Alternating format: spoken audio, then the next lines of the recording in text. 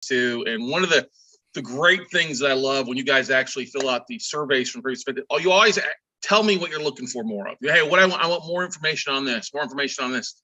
And I was really excited. About a month ago, I don't remember exactly what it was. I think I got an invite for somebody to be my podcast. And I was like, this is a guy that we need to have speak here on Note Camp. So I immediately reached out to him and honored that he would take time on his busy schedule to join us here. And this guy, he is known as everybody's real estate mate. He is a investor, speaker, best-selling author, but a true expert in his field and a master of his craft. And so we're honored to have Bryce Robertson from Property Works USA join us here to talk about the world and navigating mobile home park investing in today's crazy environment. So Bryce, glad to have you, man. You guys, you're staying busy as always, as I see, but glad to have you here on Note Camp, man. How's your day going so far? Yeah, thanks, Scott. Awesome. Yeah, having a great day and stoked to be here and provide a bunch of value, brother. So what made you decide, or maybe you want to share a little bit your investing journey? Why don't we start off with that there? How you got into where you're doing today and kind of your background so folks have a better feel for you? Yeah, let's do that. So my name's Bryce Robertson, born and raised in Australia. I grew up in the Brisbane area. I got to near the end of high school and I realized there's no chance I'm going to university. I just wasn't vibing it. I wasn't digging the education path. I wanted to go out and start making money. But at the time, I had absolutely no business or entrepreneurship influence. So I went out and I got an apprenticeship as a steel fabricator welder because I thought that was the highest paycheck that I could get doing something as a blue-collared worker. So I did a 5-year apprenticeship in 3 years.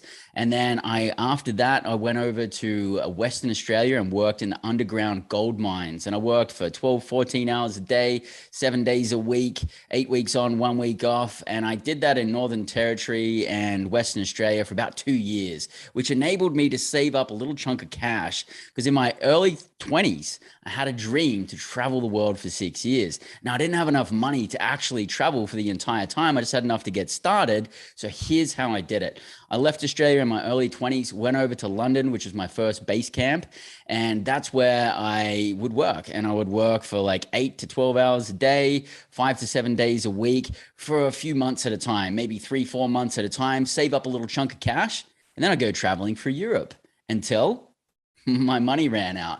And then I would come back and I would work again. And then I would go traveling in Africa. And I did this whole UK, Europe, and Africa cycle for 3 years. Then after that, I wanted to change the scenery. So I went from 12 million people in London to 5,000 people in a really small ski village called Fernie in British Columbia, Canada. I went there because I wanted to experience a snowboarding season. But when I got there, not only was it a gorgeous and beautiful place, I also realized they had coal mines just down the road. So I started my own little gig down the coal mines and started earning really good money. And I really loved being there. So I stayed there for 2 years. And when I wasn't working, I was firefighting, downhill mountain biking, snowboarding, or doing something in the mountains, some kind of mountainous activity. And because of that, I didn't really travel that much during that 2-year period, which enabled me to save up an even bigger chunk of cash. This time, so I could go for an 18-month surfing and scuba diving trip down in Central and South America.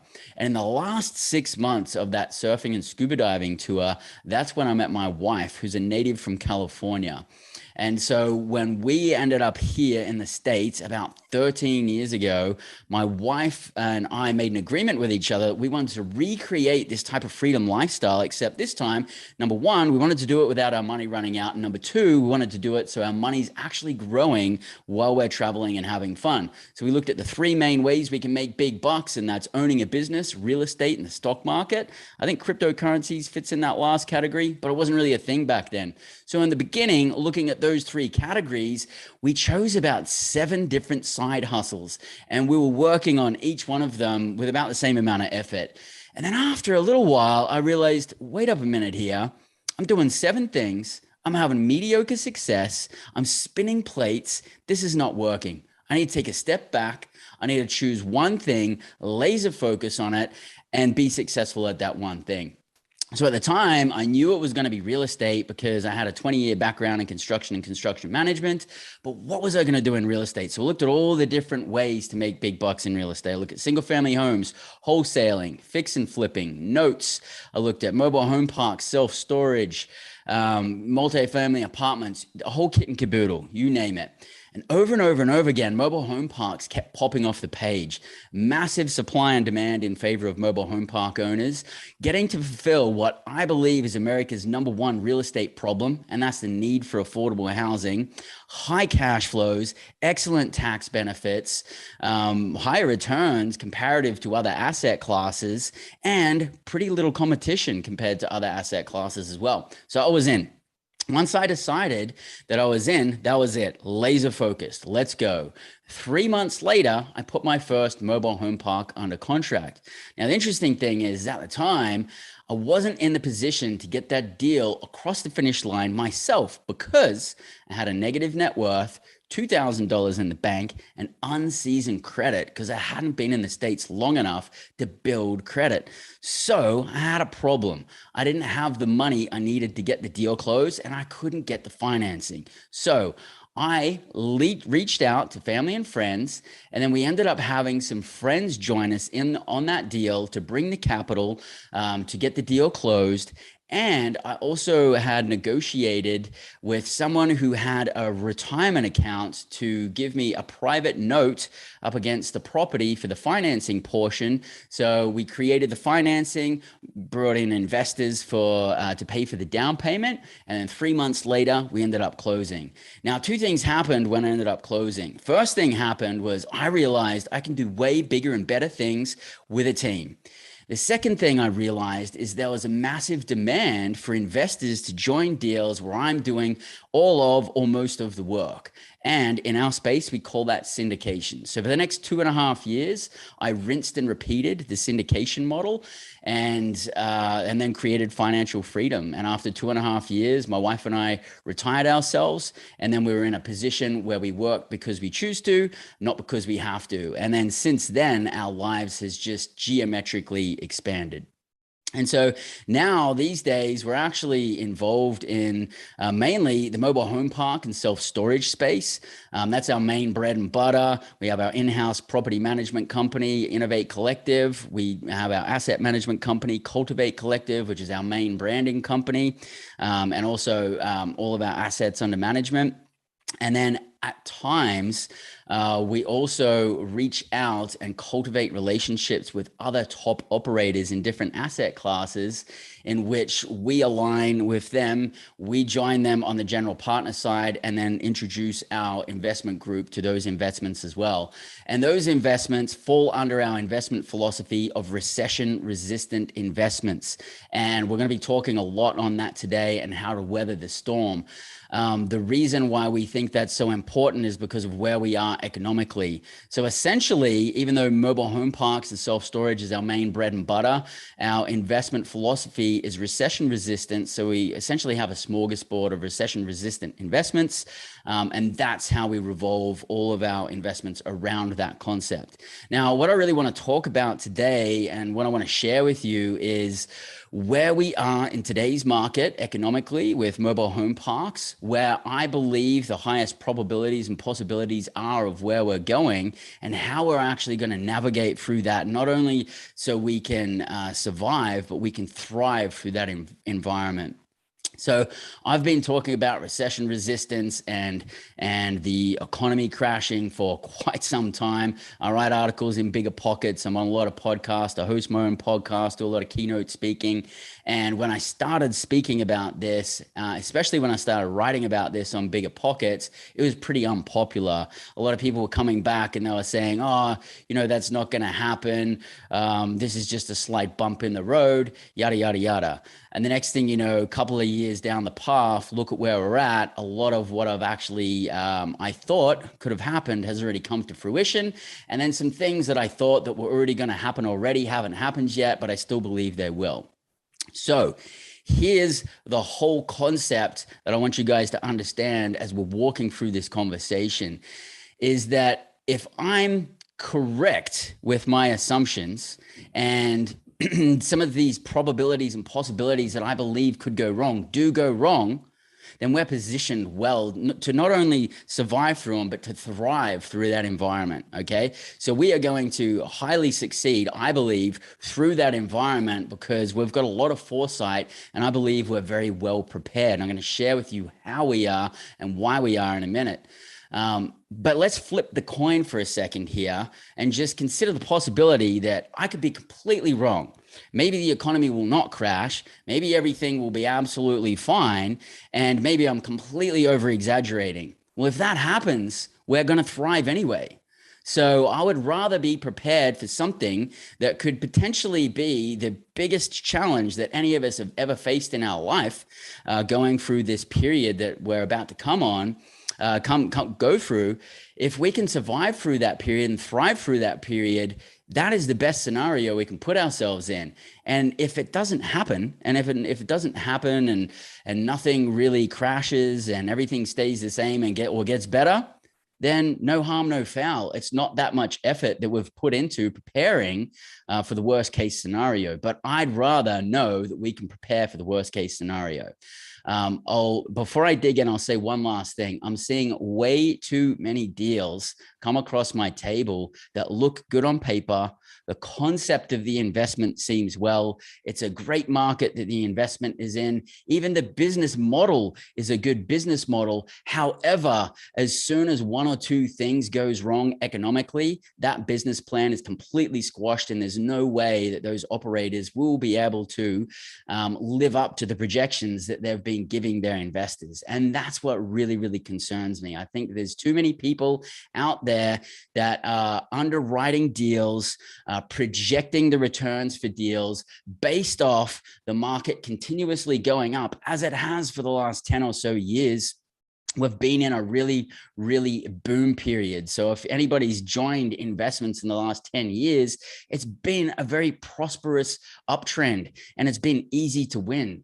But we're about to reach a point, and we already started to reach a point in some sections of our markets where things are starting to change and prices are stopped going up. And prices have started plateauing, and prices even in some markets are starting to go down. I'm involved in mobile home parks. 6 months ago, they were treating mobile home parks in some instances like multifamily apartments, where a whole bunch of people throw out offers. Maybe there's 20, 30 people put in an offer. And then the people who have the best offer get asked a few more questions, and then they make it into the qualifying round.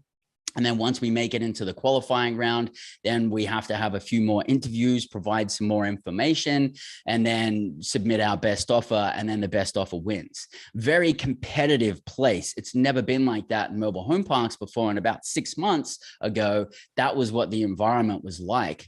But then about 3 months ago, maybe 2 months ago, the tables started to turn. And all of a sudden, instead of mobile home parks getting snatched up like that, they're starting to stay on the market a little bit longer.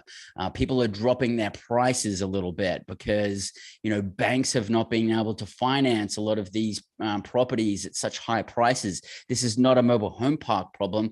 This is a lending problem. This is an interest rate problem. It's a cash flow problem across the board of apartments, single family, self-storage, mobile home parks, the whole kit and caboodle.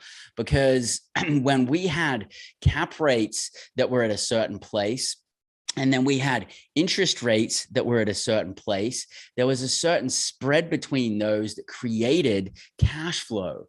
And a general rule of thumb is if you're buying a mobile home park and its cap rate has a 3% spread from the interest rate, meaning that if you had a cap rate that was, for example, 8%, and then your financing interest rate was 5%.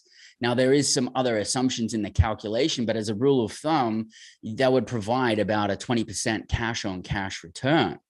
But there's been a lot of deals lately where the interest rate is higher than the cap rate, and these properties aren't cash flowing, and the banks can't figure out how the deal makes sense. So they're going to lend on a smaller amount, and then the lenders, that doesn't work because it doesn't project out.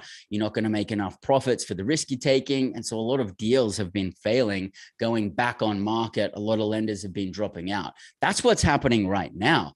I don't even think what's happening right now is at all the worst of what's to come. I think it's just scratching the surface of what's to come. So I study macroeconomics, and I could go on a really, really long discussion for days and days about macroeconomics because it's such a deep concept.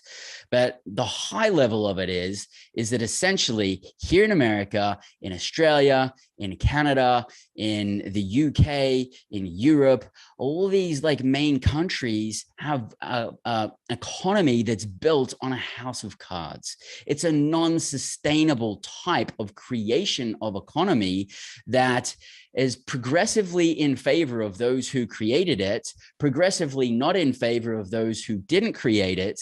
And that separation has become so far, we've felt it, we feel it socially, and we're seeing it, but that separation has come so far, we're at a point of no return. There's no way that the threshold we've already passed that we can go back and fix this or make it better. It's not going to happen. Our economy is in a really, really bad, it's in bad shape. And essentially, it's like a balloon that keeps getting blown up and blown up and blown up and blown up. And all they can keep doing is keep blowing up the balloon. At some point, it's not going to be able to handle the pressure and it'll pop. And when it pops, there will be a big cascade effect. Now, I'm not going to say I know exactly what is going to be the pin that pops the bubble. There could be hundreds of different things. So I'm just looking at if and when the bubble does pop, because again, guys, I'm not saying that I am 100% right here or I have all the facts. I'm just saying that if this does happen and if this bubble does pop, I want to be ready for it, not only ready to survive, but ready to thrive. Okay. Maybe none of this happens, but if it does, let's take a look at what that might look like and what things we may need to take into consideration to be able to get around that. Okay. Now, we have a 100% track record with our investors of providing projections that we exceed, we do better than what we project. We want to continue having that kind of track record because that builds trust and it says very loudly that we do what we say we were going to do. Now, it's a little bit more challenging to be able to project investments returns coming into the unknown that we're coming into because there's so many different possibilities and probabilities. But here's some things that I think could happen. Some of them have already started happening, but we were taking these things into consideration before they were even being discussed, before they were even saying in the public that these things would happen. One of those things is increasing interest rates. Okay, before the Fed even mentioned anything about increasing interest rates, we had already built into our underwriting that if we are going to refinance some point throughout our hold period, whether it be 12 months or 3 years into our hold period, that's typically when we do our refinances, then we are going to add on some extra horsepower to the percentage of interest rates to allow for some inflation between now and then. So depending on where we are in the timeline, whether we refinance at year 1 or we refinance at year 2 or 3, we'll have a little bit of a different formula, but we range somewhere between increasing today's current interest rate by 2% to 3% for that refi that's going to happen in 12 to 36 months. And all you can do, you just simply just have to have a look at some of the math of how that's actually playing out right now. They said, well, we're going to do 4 interest rate increases in 2022. They said they were going to start off at 0.25%. They started at 0.5%. The second raise was at 0.5% again.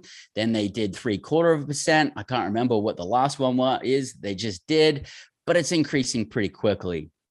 I also, a quick little side note, I personally believe that there's a limit to the amount of interest rates increasing that they can actually do.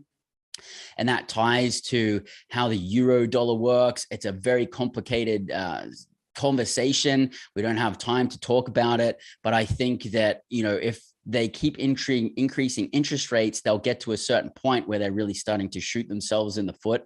So let's just say that's probably the easiest way to describe it. So I think that we may see interest rates increase for a little bit, probably the end of the year, maybe even into next year, maybe the entire of next year. But I'd be very surprised if they went beyond that, because I think they have to stop. Otherwise, they're making things worse for themselves.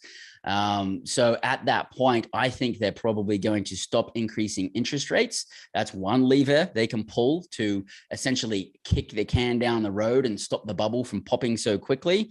The other lever they can pull is printing money. And we've already seen a lot of that. That's massively depleted our purchasing power. We've already seen a massive increase in price inflation as a result of that. And so I think that's the other lever they're going to pull as one desperate last ditch effort to try and save this, which will only kick down the can down the road. It'll only make the bubble bigger, and it'll only make the pop or the bang even more severe when it actually happens. But let's just say they keep increasing interest rates, because there's a possibility they may do that. And if they do that, we want to make sure we can handle it. So we're adding on 2 to 3% to our current interest rate if we're going to refinance in 12 to 36 months from now, because there's a good likelihood they're going to at least keep increasing interest rates for a little bit. Now, the next thing that happens is when interest rates increase, cap rates have a tendency to increase as well. Now, it doesn't happen at the same time. There's a little bit of a lag to it. Interest rates usually increase first, then there's a bit of a delay and a lag, and then cap rates will increase.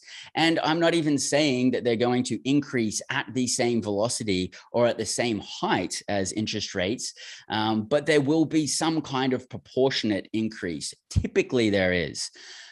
These are all general rules of thumb when you look at the history of how things have happened. Because guys, a lot of what I'm talking about here are cycles. They're cyclical. We have real estate cycles, stock market cycles, social cycles, revolutionary cycles. We have hundreds of different cycles. Even the separation between in the wealth gap of the massive gap between the wealthy and the poor, that is cyclical too. Back in the 70s, that was very close. Right now, it's very far apart. We're at the point where that's about to change, and it's about to go back to close over the next few decades. So all of these things are cycles. Now, the interesting thing is, usually you'll have a cycle happen, or maybe 1 or 2 or 3 cycles might cross over at the same time. But right now we have about 17 to 20 major cycles that are crossing over right now, which is no wonder there's madness happening in the world for the last couple of years and for the next few years, because it's the way things are designed. Everything goes up and down. Everything moves in cycles. Seasons happen in cycles. You have summer and winter and spring and fall. Everything happens in cycles. Women have cycles. Men have cycles. The moon has cycles. You know, all of this ties together. So we can't look at the past and say we know exactly what's going to happen in the future, because where we are, we've never been before. We're in circumstances we've never seen before, with metrics that we've never had before. However, these types of events have happened in history over and over and over and over again. And essentially, the way I like to look at it is our economy is sick. It's sick because it's been manipulated, and it's been it's a fraudulent system to start off with. When you really understand a lot of the metrics of how these things work, like quantitative easing and fractional reserve lending and fractional reserve banking, it's a very fraudulent system. And so because our economy is sick, it needs to detox. And so, you know, what happens when you detox, you cough up, you know, you go to the restroom, maybe you vomit, you sneeze, you get all that stuff out. And that's the yucky part that we have to get through, because all of this stuff has to come out for us to detox. Now, the good thing is on the bright side of this, once we get through this dark tunnel, on the flip side, there's a very, very prosperous uptrend of what seemingly decades of ingenuity and increasing in profits and innovation. And we've got a very attractive times following this, but we have to get through the storm to get to that point. So interest rates is something we take into consideration. Cap rates, we do the same thing. Okay. So if we're exiting a property anywhere from 3 to 7 years from now, we're adding on 3% to our current cap rates to build in the potential for potential cap rate increases. Okay. So we're doing the same thing with interest rates. We're doing that with cap rates as well. I challenge, I would dare you to go and find me another operator right now in today's market in any asset class that in 5 years from now in their projections has added on 3% to their exit cap rates. I've not seen it. I think the things that we're doing, a lot of other people aren't doing. I'm really concerned for how a lot of other people are approaching business right now, because it's working today and that's great. And it's worked in the last couple of years and it's been beautiful. It's been gorgeous, actually. However, what we're coming into, I don't believe those old assumptions are still going to work. Most multifamily apartment operators that I see that are projecting out their exit cap 5 years from now, they're going to add on 0.25%, maybe 0.5% max 5 years from now. And what happens if cap rates go up 0.75%? They're done. Their business plan is not working. And the likelihood of that increasing that little is, in my opinion, very high. Again, these are all possibilities and probabilities. I may be completely wrong, but if I am wrong and we added on 3 extra percent to our exit cap, what does that mean if that doesn't happen and cap rates stay the same? It means we're going to be insanely more profitable than what we've actually stated. And what we're actually stating exceeds what investors are even looking for in the first place. So we believe we're in a very good position. So that's interest rates, that's cap rates. The other thing that we look at is construction timelines and construction costs. Now, there's a few things I want to talk on here. Construction timelines. We are, in a lot of cases, doubling our construction timelines. What I mean by that is if I think we can get a project complete in 3 months, when we're projecting our business plan to our investors, we're saying we're going to get it done in 6 months. If we think we can get it done in 1 year, we're telling our investors we think we can get it done in 2 years. Why are we doing that? A couple of reasons. Number one, contractors are understaffed right now. And it's not just contractors. There's understaffing on a worldwide scale. Anybody who's trying to work with a city on anything right now would probably feel that. We're working with cities all over the States and they are slower than ever. They're massively understaffed. They can't keep up with it. Contractors are also understaffed right now due to the same understaffing reasons that everybody's happening. But there's additional horsepower that we give on top of that because of the actual situation of blue-collar working industry as a whole in America and in other countries, because the largest population in America is baby boomers, the largest era of age group. Yeah. Baby boomers. They're retiring like the numbers, like they're retiring like it's going out of fashion. I think there's more than 10,000 baby boomers retiring a day. Now, of these baby boomers that are actually retiring, the people, there's a lot of people that were blue-collar workers and they're leaving the industry. Okay. They're leaving the blue-collar industry. They're not coming back. Now, someone needs to replace them to keep up with current demand, not even taking into consideration additional stuff that we need to bring in to make up for the understaffing issues that are happening that are not directly related to the construction or blue-collar industries. Now, on the flip side of that, you would think, well, there's millennials and other age groups that could come in and follow those footsteps and replace them. But how many millennials and age groups that are, from anywhere from like 17 to 30 right now, how many of those aged people do you know that are entering blue-collar jobs?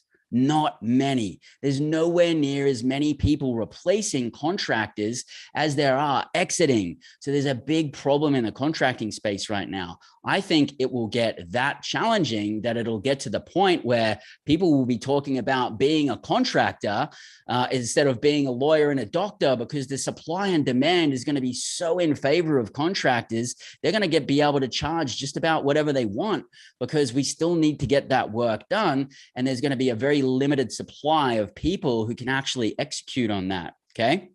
So that's why we want to add on our timelines. Now, as an additional measure to protect ourselves there, we actually work with in-house contracting companies. Right now, we've got 3 in-house crews that we move from park to park.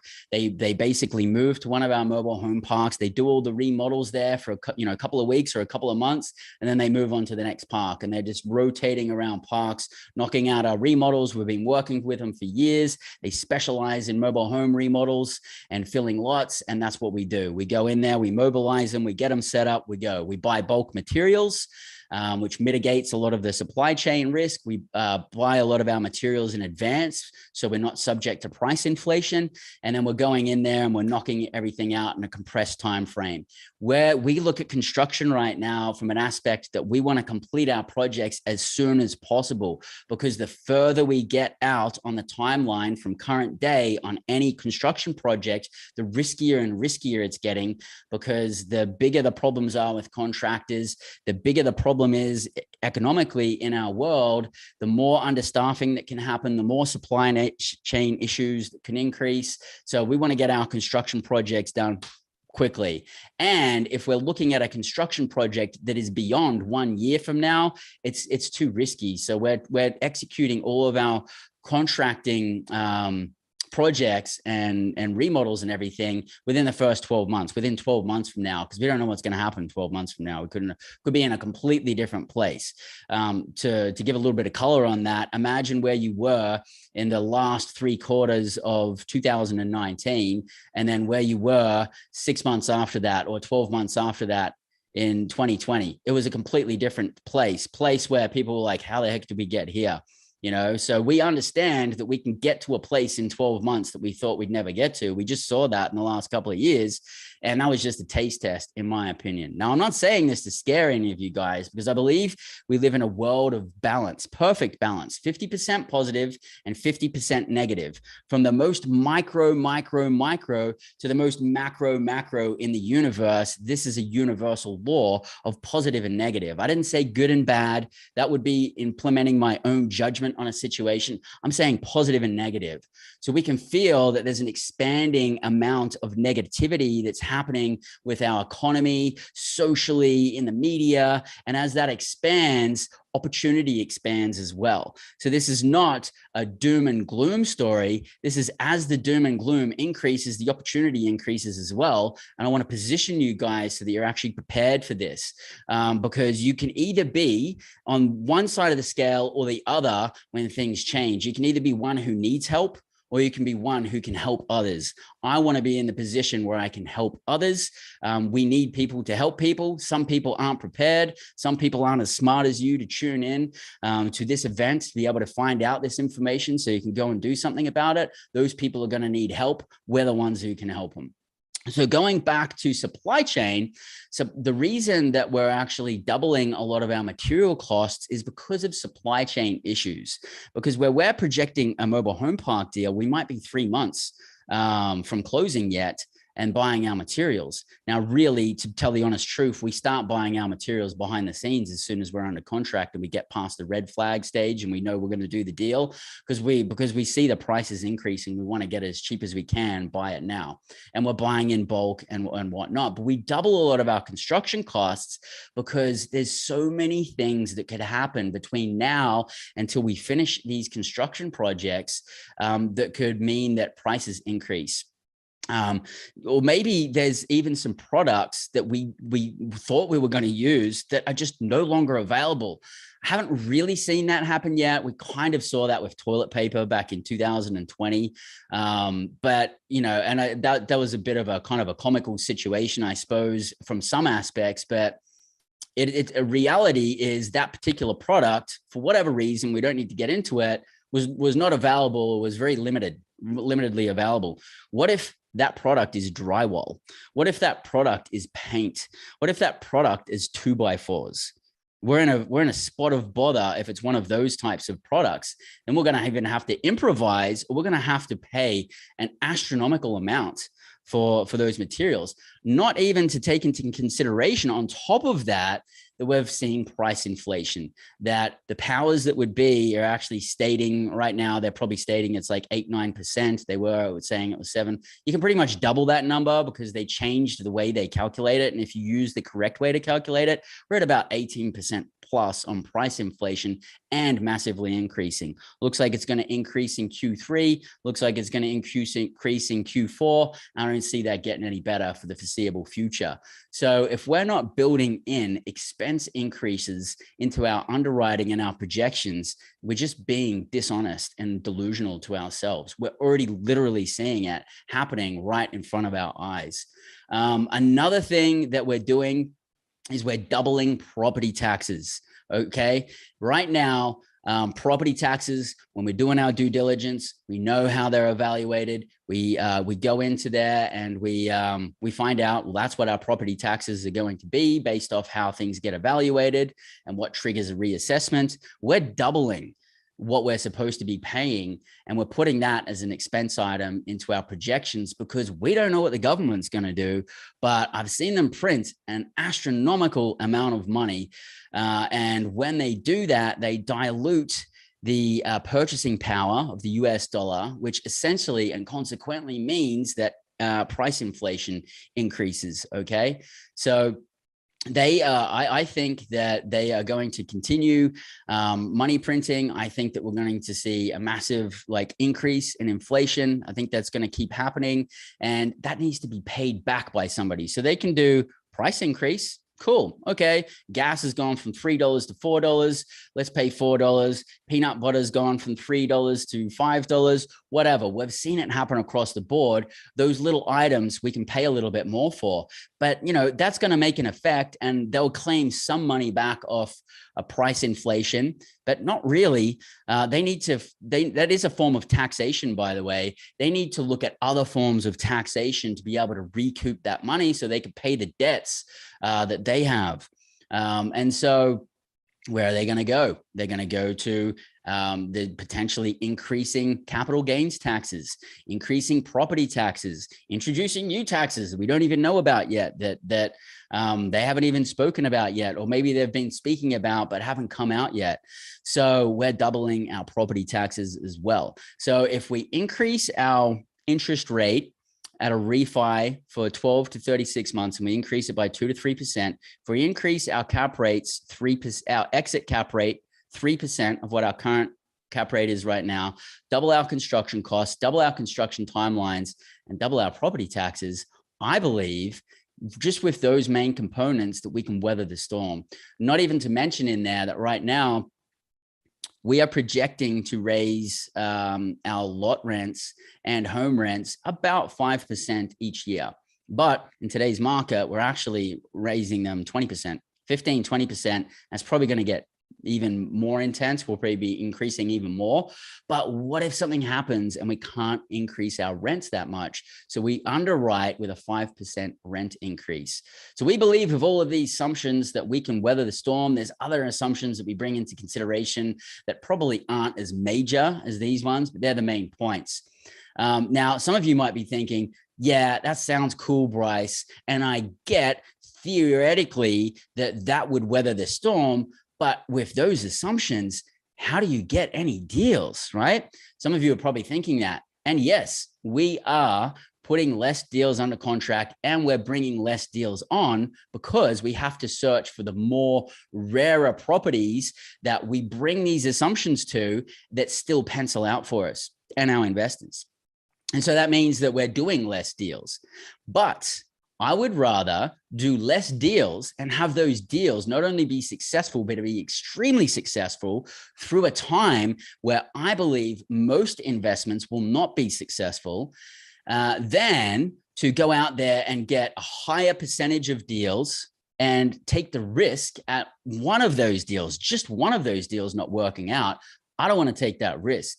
I believe that our risk is everly increasing each hour, day, and minute as we're coming towards this timeline until the full detox actually happens. I don't know when it's going to happen. It could start It could happen the end of this year. It might not happen until 2024. But when it does happen, we will feel it. And once that trigger happens and things crash, you just have to look back in history. Once it happens, it's like, boom, whatever decisions you've made up to that point, that's it. That's all you've got to work with. You are at the point of no return. You can no longer go back and change things. You've got what you got to work with. So why wouldn't you want to put yourself in a position where you feel like you can thrive through that environment? Give yourself the peace of mind between now and then. And if you're bringing investors into the mix, give your investors peace of mind as well. I think that's about the most of what I wanted to cover on that topic. I'm super happy now to open this up to a question and answer and go wherever you guys want to go, if that at all is a format here. Yeah, it totally is. Bryce, thank you, bud. Good stuff. Montrese is asking a question here. Currently right now, he goes, Bryce, what cap rate are you looking at in mobile home parks for the most part? And he is also, do you invest in Georgia or Alabama? Yeah, so we're in the Southeast. That's our main market. We're also in the Midwest as well. We used to be on the West Coast, but there's too much rent controls going on out there now. So our heaviest footprint is in the Southeast. So yes. And then the question was before that? Basically, what kind of cap rates are you looking for when you're buying now? Cap rates. Right now, we would range anywhere between, I would say 6 to 9%, depending on the quality of the asset. If it was a really, really amazing quality asset and an amazing market, we could get excellent financing and it was a large deal, we could go down as low as 6. And then some deals that maybe have a septic system, smaller park, gravel roads, we can go up to a 9. Last year we still bought one of our parks at 11 cap. It was pretty rare. But I think the lowest we've ever paid is like 5.8 or 5.9, but that was a 50% occupied property. And then after year 1, we already cranked that up to like 11 cap. Makes sense there. He's also asked a question: what's your construction schedule for a single wide or double wide if there is a renovation? I know it varies due to how much construction is required, but is there an estimated cost you kind of put in the books for a renovation? Yeah. We got buckets. We really look at a home in buckets. And what we actually do is we bring our contracting companies out. They take a look at the homes while we're through our due diligence period, and we have our full estimates and everything. But ranging anywhere from like $3,000 to, I would say, $20,000, the absolute max for a large double wide. Now, once you get beyond about $8,000-$10,000, it's arguably a better decision to go out and buy another home. Bring another home in that's of better quality. But with all of the supply chain issues, that's really hit the mobile home space. So new homes, we used to be able to order it. It would get delivered in 5 to 6 months. Since then, which was, 18 months ago, now some of them are like a couple of years out, and wow, they're not even taking people on a wait list. And some of those prices have almost doubled in cost.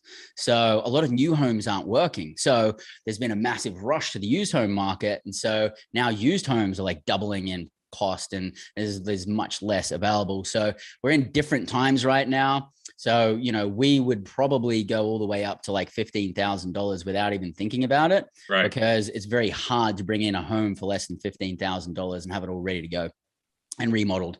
But a very light remodel would be about 3,000. Medium would be in today's market would probably be about 8,000. And then a heavy remodel would be anything from 12 to 20,000. And that's mainly for single wides, but the 20,000, that would only be for a double wide. Sure, that makes sense. Do you prefer park on homes or tenant on home parks? Used to prefer tenant owned homes, because all we do is collect lot rent. We're a glorified parking lot, and the tenants are responsible for all of their repairs to their homes. But rents are increasing like 20-25% right now. And what we can charge for the lot, we can charge for the home if they're renting a park owned home. So we're doubling our revenue, and people seem to not be trashing the homes in the markets that we're in right now. So we don't see a reason to give away our park owned homes. And we're definitely keeping all of our park owned homes right now, which is a massive change in our philosophy. So it's definitely, you have to be able to be ready to take on more management. It's much more management intensive, but it's also much more profitable as well. Sure, the numbers aren't making sense there. So Gary asked a question. I don't know if Gary joined us late because I think Bryce answered most of this here, but because doesn't this conservative planning drastically reduce your offers and your ability to acquire deals in today's market? It does. And I spoke about that before, but I'd rather do a deal that's going to work for us than one that could, put us at potential risk of it not working. And fortunately for us, we've been in this game long enough that we have a good reputation, and brokers have been coming to us and saying, dude, this property has fallen out 3 times. The buyers can't close on it. We need someone who can come in and close the deal. So they're willing to take a price cut for that deal. That's one thing that's working in our favor. The other thing that's working in our favor is that we buy 50% occupied properties, and we do a lot of work at remodeling homes and filling lots. Hardly any mobile home park operators have the capacity or skill set or risk appetite to go out and do that. So we're in a very rare market where we kind of get to dominate that sector. You're effectively buying a distressed property and undistressing it by bringing in tenants and homeowners and stuff like that into the parks and driving that value up by adding that extra, getting it up to date and everything going on in a very short time frame. Sure. We work on very quick time frames. So yeah, that's awesome. I agree totally what you're talking about, how the service industry, your vendors or your I won't say general laborers, but your plumbers, your electricians, there's such a need for that, and that need is not going away. It's only going to increase. But you're right, the workforce is not there like it has been. I think plumbers are definitely going to be one of the most sought after trades crafts out there. One of them, they're already making a pretty decent hour. Or even, hey, welding, your bag, baby. You know what I mean? Mm-hmm. Yeah, that's right. Let's see here. Another question here is David likes to ask a question. So if you're having a hard time finding, what's your take on RV parks? I think RV parks are increasingly a good idea. There's been a massive increase since the Great American Migration. And now that people don't have to be in a city to work in the city and they can work virtually, people are moving all over the place. The activity of camping and RVs has massively gone up. RV sales have gone up. People are camping. The statistics for people going to national parks is increasing phenomenally. This year is the biggest year that's ever happened, and it's increasing in that direction. So I think they're increasingly popular. I think also campgrounds are increasingly popular as well. The challenge with those is at a mobile home park, monthly rents. You collect monthly rents. Yeah. This is in some cases is like daily rents. Very hard to manage, a lot of room for embezzlement. So the long of the short is you have to have very, very tight management. You have to have extremely trustworthy people on site, and you need to have some kind of monitoring system where you can verify that, yes, that person has actually been there for 3 days, because it's very common for an owner of an RV park to rock up and say, hey, dude, there's 10 RVs here that I didn't know they were here. And then the manager goes, oh yeah, they just showed up last night. And really they've been there for 2 weeks, and the manager's embezzled a bunch of money because he's been accepting cash. And then, so that kind of thing can happen. Also, there's traffic coming in and out on a daily basis. So there's a lot more wear and tear. So you got to take that into consideration on expenses. But I think with the right effective management and a really tight ship there, I think it's an extremely profitable business. And I think the camping and campgrounds is another one to really watch out for. And I think with increasing challenges economically, all of that pressure means that people downsize in their lifestyle and living costs. So they go from A-class apartments to B-class, B-class to C-class, C-class down to mobile home parks. And if you're not in a mobile home park, you're in an RV or your car or somebody else's house, or you're homeless. And so all of that pressure will come down to mobile home parks, self-storage, campgrounds, and also RV parks. Now, let me ask you a question. With the costs of mobile homes being more expensive and the time delays to get new ones, have you explored self-storage containers and building your homes that way, or even more on the tiny home side in your mobile home parks? We haven't just yet. There's a lot of people that approach me on that. So we're still going with the mobile homes. We're doing what we know. Sure. We're keeping our eye out for other real affordable projects. I think there's a lot of concepts that people are throwing out there. I haven't really seen tons that are sticking yet, but that is just an amazing question, because like I said before, I think America's #1 real estate problem is the need for affordable housing. Yep. Mobile home parks is currently the largest contributor at solving that problem. But just by simple math, there is no chance on this planet that we can solve it alone, because there's nowhere near enough mobile home parks. And there's a 1% decline in inventory because they're closing down more parks than they're actually opening up. So anyone who can solve that problem of affordable housing creatively and sustainably is going to be a very profitable person if they do it correctly. It's also one of the most fragmented segments out there, where the big guys aren't in it as much as mom and pop owners in a lot of opportunities. You know what I mean? And that gives, there's a lot of folks out there, operators, that created another job that way, that, like you said, they're looking for a way to exit that. And it makes a great opportunity for somebody coming in who wants to take it over as management and actually run it properly as a business versus another job. Right, Bryce? Yeah. Now, what kind of pads are you? Is there somebody asked online, what's your minimum pad set that you're looking for in a mobile home park? We try not to go below 40, because if we go below 40 and a couple of people don't pay rents, then it's not a good situation. It has a big impact. Like if you have 10 spaces, 4 people don't pay rent, you're probably not cash flowing, right?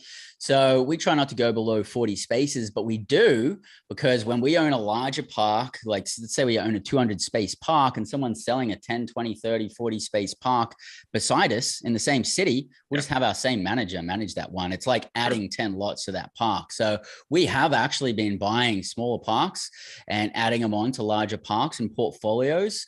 But as a general rule of thumb, we want to be 40 plus. Another reason is if your park's not very close to you and you need to travel and fly to go do site visits at that park, if you're under 40 spaces, you're not going to have enough revenue in there. Your expenses will be too large because of your traveling costs, and you'll chew into your cash flow. So we like to be 40 spaces and above. We prefer 200 plus. Cool. And the ones that you're adding, is there a vicinity within a mile or two, so it makes it easy for the management side if you're bringing on a smaller one? It's just more like common sense of is it in the same geographical market, and can our manager get there reasonably? So yeah. Cool. Awesome. Let's see, another question here from somebody.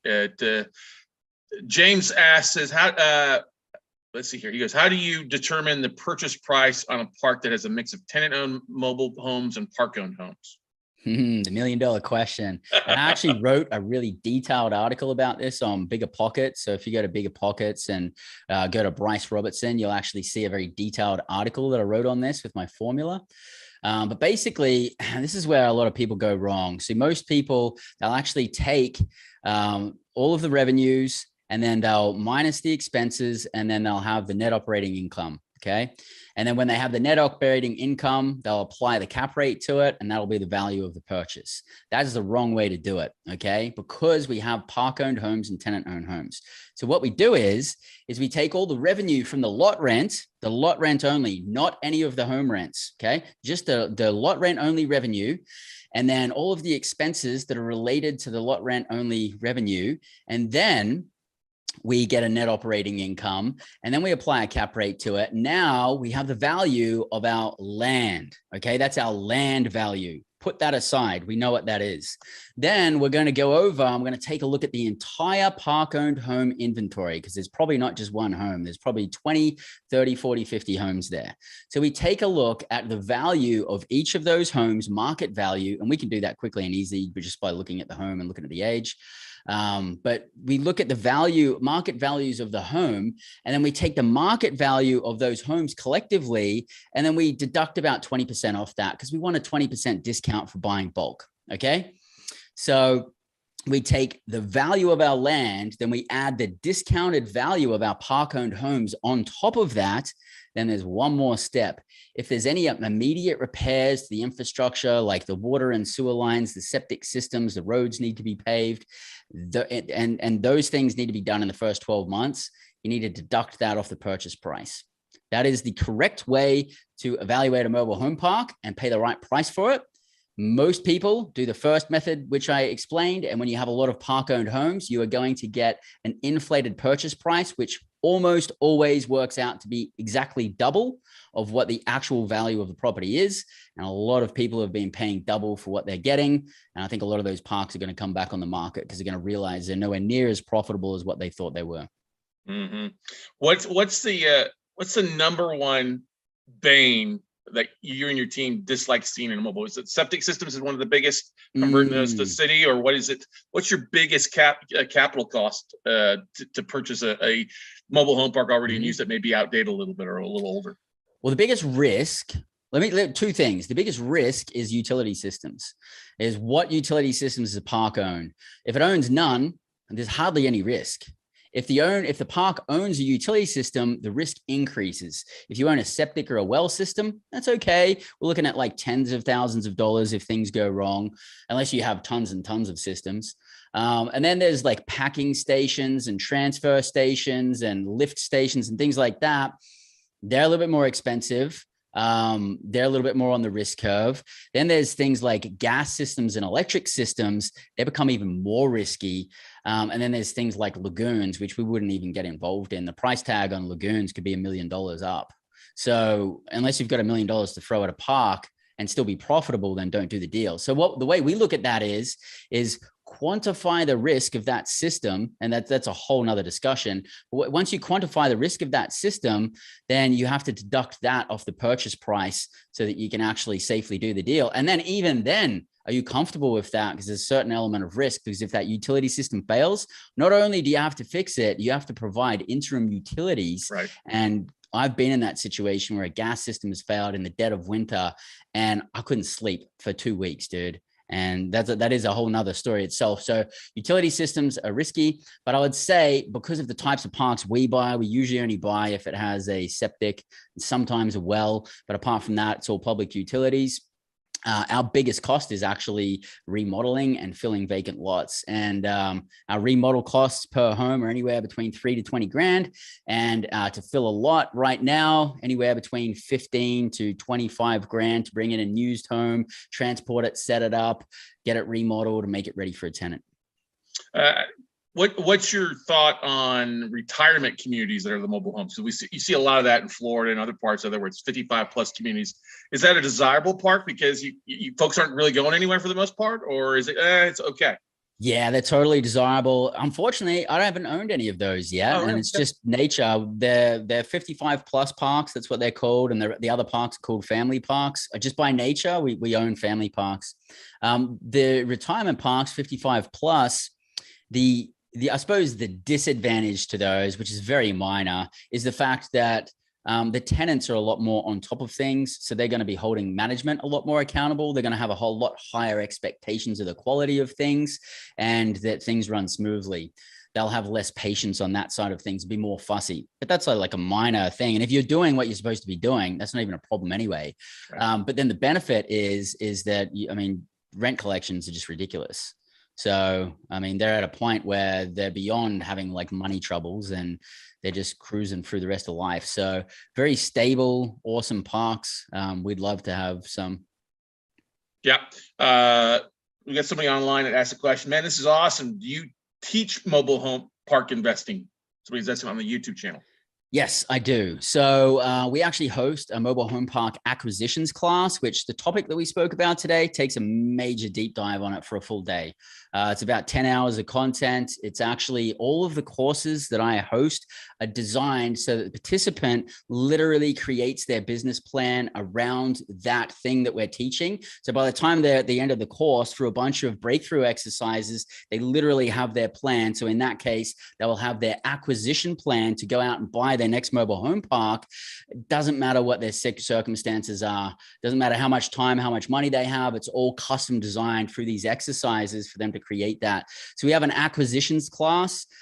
We also have a mobile home, the A to Z of MHPs, which is the first part of it is the acquisitions class. The second part of it is once you close on the property, what do you have to do to take over the park, operations, management, all the way through to successfully selling the mobile home park. And that's our A to Z of MHPs course. That's what we teach. We also teach capital raising as well. We've got the art and science of raising capital like a pro course, which is another 2-day event. And then our flagship, which is becoming extremely popular, especially where we are right now in today's economy, is Financial Freedom Mastery.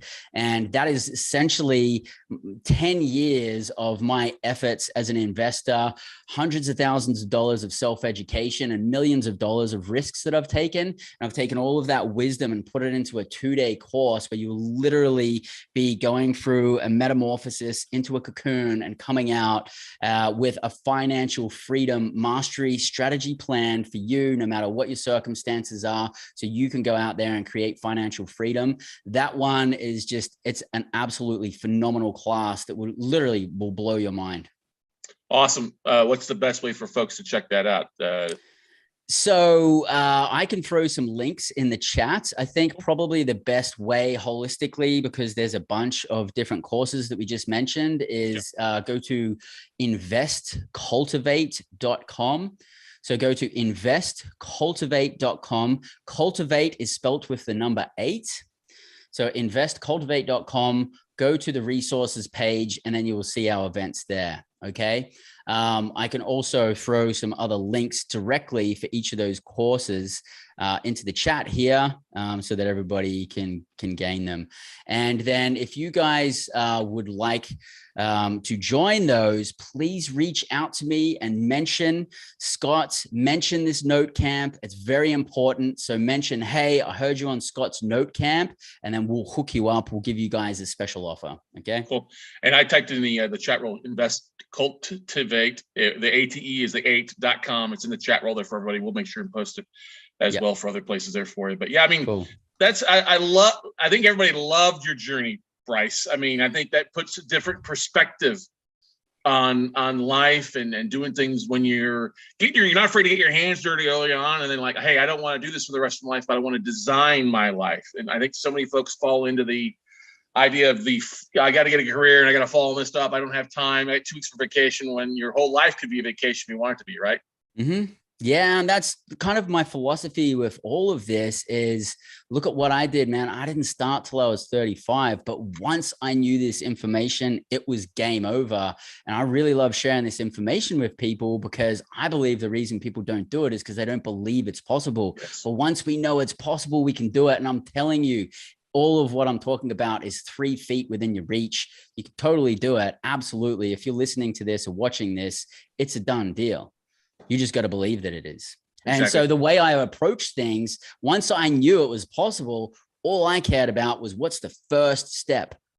I knew what the other steps were. I had no idea how I was going to do any of them. When I got that first park on a contract, if I thought about how am I going to get financing, how am I going to raise the money, like my brain would have exploded, because there's no way I would have been able to figure that out. I had to go through the journey to figure that out. Right. But I knew I could get it under contract. And once I got it under contract, I knew I had to do inspections and due diligence. And then once that was complete, I knew I needed to get financing and go raise capital. And so I just took it one step at a time. And I had someone looking over my shoulder to make sure that I wasn't doing anything stupid. Well, that's what I was going to ask you. Who's your mentor? If you've got mentors out there that have helped you along, who are those been for you? They've been really, a lot of them have been different individuals just helping me with little pieces here and there. One of my main first mentors is T. Harbecker. He wrote a book called Secrets of the Millionaire Mind. Trained with him for about 2 years, maybe 3 years. Followed all his principles, created financial freedom, expanded my wealth. And then he ended up endorsing our book, 10,000 Miles to the American Dream. Done a lot of work with Dr. John DeMartini. We've had quite a lot of mentors, man. I mean, it's just been 10, 12 years of complete dedication to self-development. And I think that's been one of the biggest keys to my success, because all the mobile home park, economical stuff, you need to know it, but it's about 20% of it. The rest of it is what's happening up here. Yeah. And that's where we really need to do most of the work if we want to crush it. Well, and that's the thing is this is our biggest asset, is also our biggest liability if it's not programmed right for you. And there's opportunities in every market, knowing, but also preparing for the future and being prepared. So I love what you shared to begin with at the beginning there, talking about all that stuff and being prepared for the worst. Because if the worst doesn't happen, okay, great, you're still doing well. But if it doesn't, you're still prepped out there. Ravel says, yeah, that's an awesome book by T. Harvey. Yeah, T. Harvey is an amazing individual out there. What are your, somebody asked online, what's your 3 favorite states that you like to look for parks in right now? North Carolina, South Carolina, and Tennessee. There you go. Yeah. Cool. Good stuff there for you. Any other questions from folks out there, guys? For Bryce, just a wealth of information on here. Absolutely enjoyed every part of it. What's your next big trip for you and the family? What do you think? Traveling? Yeah. Yeah, I think our next trip is we're going up to New England, doing that in the fall time. We have a cannabis cultivation facility that we're checking out up there. And it's one of the projects we're working on. Also, we've got a Bitcoin mining facility up there. So we'll drop in, we'll check that out, but we're going to be checking out the fall leaves and hanging out through there. And we might end up over in Iceland or maybe Jamaica soon as well, where we haven't traveled internationally for a bit. We've been traveling a lot internally. So we've got an RV coming, a new RV coming in the next couple of months. So once that comes in next summer, we're totally going to Alaska. We're going to do a couple of months out there. Awesome. Sam asked a question. Do you mind explaining cap rate?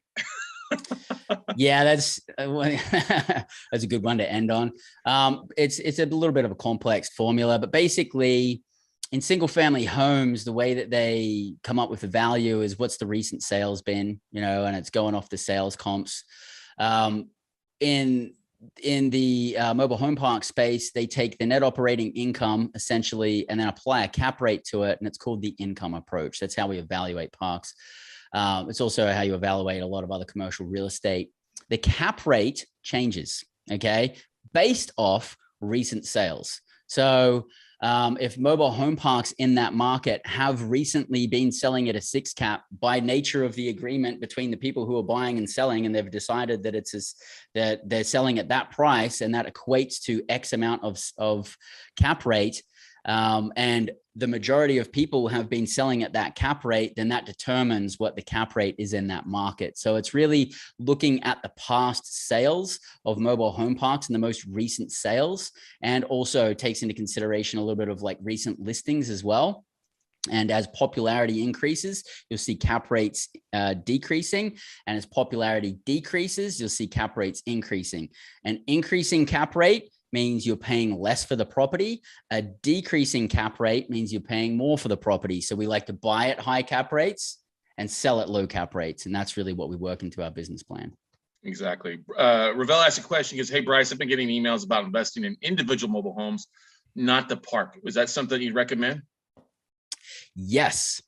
And I would actually say reach out through our Invest Cultivate website, go to the contact us page. Tell me that if you want to break into that space. One of my mentee students who's in my mentorship program is actually the king at bringing in mobile homes, and he specializes in mobile home remodels and what we call in our space called Lonnie dealing. So if you're into the actual mobile home investing itself, then I'll put you in contact with him, because that's what he does. Yes, we do it, but we do it as part of a collective. So it's a little bit of a different approach that we have because we're the park owner. So, but if you want to do that individually, it's a good segue to get into mobile home parks. And that's exactly what he's done. It's been his segue. He's been very successful. And now I'm mentoring and helping him build his mobile home park portfolio so he can do both. That's awesome. Good stuff there. Would the Sam asked a question, would the increasing and decreasing cap rates work for single family homes? It's a different price model on the residential versus commercial side, Sam. But yeah, so they don't, the cap rates aren't the thing that determine the price of a single family home. It is the result. It is a metric, but it's the recent sales is actually what determines it, not the cap rate. Exactly. Yeah, exactly. So it's on your commercial, it's all cap rate, cash flow, your NOIs and figuring in sales and stuff like that. With your single family, you're basically on comps for the most part, and rent rates for the most part. So it's which is essentially emotional, yeah, because it's like if people feel like, oh, it's my home and I'll pay 20% more than that person. So it's essentially emotional, really, that leads to prices increasing and decreasing. Yeah, we saw that here in Austin. We've seen that all across the country in a lot of cases. San Diego, Southern California. Yeah, it's the same thing that drives the stock market as well. Yeah. It's emotion, human emotion, and human psychology is actually literally what drives the stock market. Amen to that. Except for the Federal Reserve, who's manipulating it behind the scenes, but that's a different conversation. We could get into the creature from Jekyll Island and spend a whole time on it. Let's see here. Get some of the questions. Montrese asked, do you invest in mobile homes on land? Like we call that land home deals, where you actually own a singular piece of land and a singular mobile home. Any piece of land that has 2 or more mobile homes on it is technically called a mobile home park. We do not do those land home deals. We do deals at scale. Why would I go do 100 land home deals when I can buy a 100 space park and do one transaction? But if you're looking to break into the space, and that could be a very profitable thing to do. And another thing on that is, if there's tons of land home deals in your market and you're looking at mobile home parks, you've got a lot of competition, because why would they live in your mobile home park when they can go live on their own piece of land, probably for around about the same price? So definitely things you want to take into consideration. But if someone asked about, well, I want a mobile home invest, well, you could be a land home investor as well. That's another little piece. You could maybe carry a note on the home and the land. Could be a nice little profitable venture. And I think where we're going, the need for affordability is going to massively increase. So there's going to be plenty of room to be profitable in that sector. Mm-hmm. Ravel asked a question: in the 55 plus community, do they own the mobile home? And I'm going to answer that varies depending on the park, correct? Yeah, it doesn't matter what type of park you live in. If you own the home, it depends on your agreement. Either the park owns the home or you own the home, and there's no way to determine that. It just depends on if the park is selling homes or only renting, or if you're in the position to be able to buy the home or get financing or go on some kind of rent credit program. Exactly. Well, Bryce, I know you're a busy man. Thank you so much for making time here on this Friday here on day 2 Note Camp. Very valuable. Guys, make sure you check out the 2 links to the chat roll. Take him up on his offering on that. I totally believe affordable homes is the biggest need we have. Mobile homes, the easiest way to try to solve that, even though it's not a solvable equation at this point, but that's one of the best ways to make things happen, because it's getting a whole lot more expensive to live out here, and our wages are keeping up. So it's a big need to do that. I'm sure your homes often have waiting lists for people trying to get in there. Your phone's ringing off the hook. Some of them, we have waiting lists of up to like 70, 80 people of pre-screened tenants. We literally can't get homes quick enough to fill demand. We're selling homes in like 7 minutes. It's ridiculous. Wow. Yeah, that's awesome, man. It's ridiculous. Cool, man. Well, hey, thanks so much. Have a great rest of your day, Bryce. We'll talk to you later, buddy. Thank you so much. Thanks a lot. Appreciate it. Hope you all got a lot of value out of it. Oh, yeah, totally did. All right, guys, we're going to take a short little break here for our next speaker comes on. We got Dickie Baldwin with Baldwin Advisory Group come on. So we'll just take a quick, let's do a 15-minute break for you guys to break here before Dickie comes on.